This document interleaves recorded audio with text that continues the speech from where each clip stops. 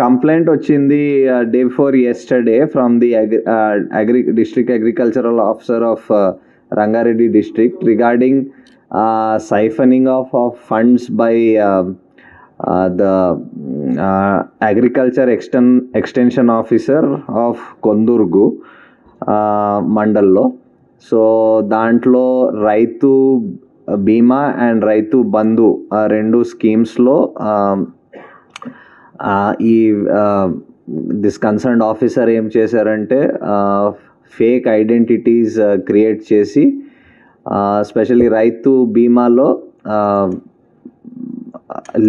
కొన్ని living persons, కొన్ని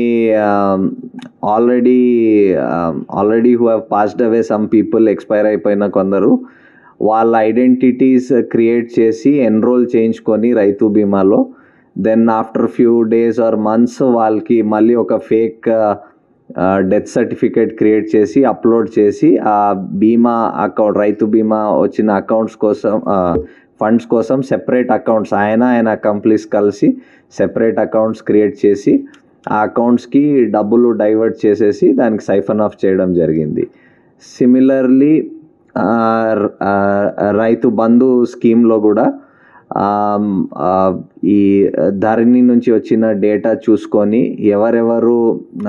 claim చేయటం లేదు, మేబీ ఎన్ఆర్ఐస్ ఉండొచ్చు, కొందరు బయట వాళ్ళు అంటే నార్మల్గా కూడా క్లెయిమ్ చేయకున్న వాళ్ళు ఉన్నారు, వాళ్ళది ఐడెంటిటీస్ వాడేసి హీ హాజ్